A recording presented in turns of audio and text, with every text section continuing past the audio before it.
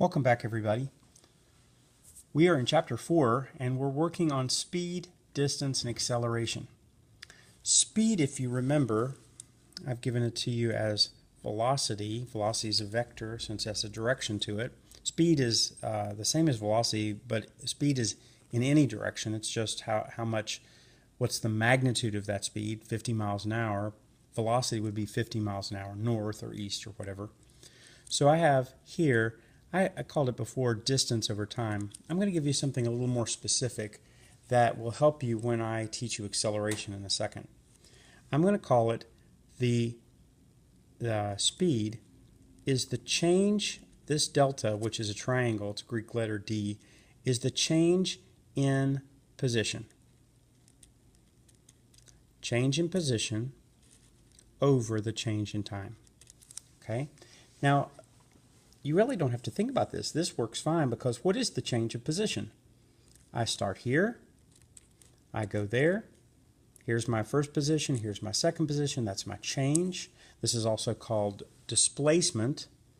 Where did I go from here to here? That's the distance. Now, let me give you an example. What if I have a baseball diamond? Okay, so here's this, and here's first plate, first base, second base, third base. And I start here and I run to first, and then I run to second, and then I run to third, and I run to fourth. I started here and I ended up here. So there's a little bit of a difference between distance, which would be this entire amount, and displacement.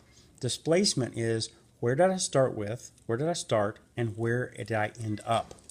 And if it's at the same spot, then I've not moved at all. So to have a home run, the displacement of a home run is 0 because I never really changed my position from where I was to where I was at the end. Okay, if it's the same, then I've not really moved. So change in position is otherwise called displacement. Okay, so the displacement over the change in time.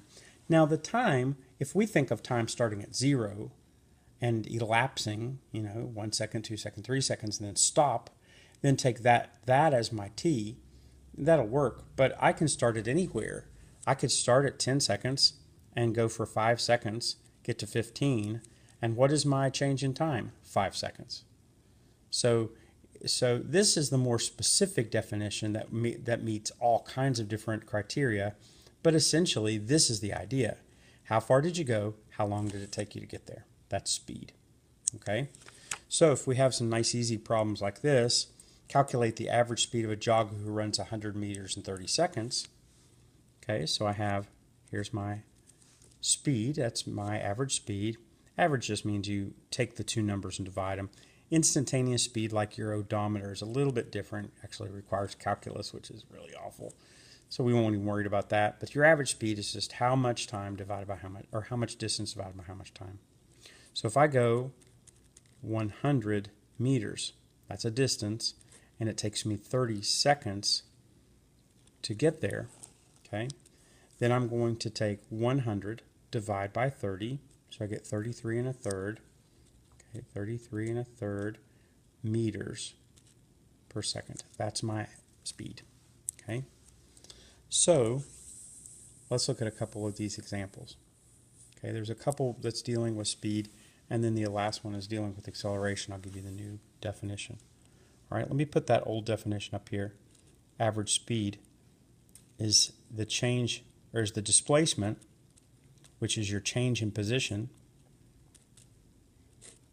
over the change in time.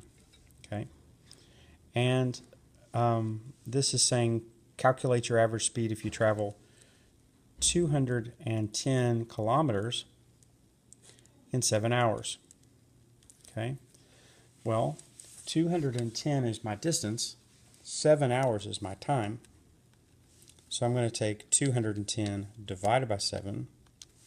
My calculator gives me 30, and my units are kilometers per hour. That's how fast. It's my distance over time, so that's my units. My units of speed is always a distance over a time. That's number one. Number two, if your average speed is 40 kilometers per hour, so I've got V equals 40 kilometers per hour, and you've traveled for half an hour, so time equals 0.5 hours. What's the distance? Well, I know that my distance is my displacement here, is my distance. So if I get it by itself, I'm going to take time, multiply it by velocity. So I've got distance equals 40 kilometers per hour times 0.5 hours. Okay, so 40 times 5 is the same as dividing by 2. Okay, so that gives you distance equals 20. Now hours cancels with hours. My answer here is in kilometers. Okay, so that's number 2. Number 3 says calculate your acceleration. Now this is speed. Acceleration is very similar. Okay, so if speed is the change in position, okay, from here to here, over the change in time,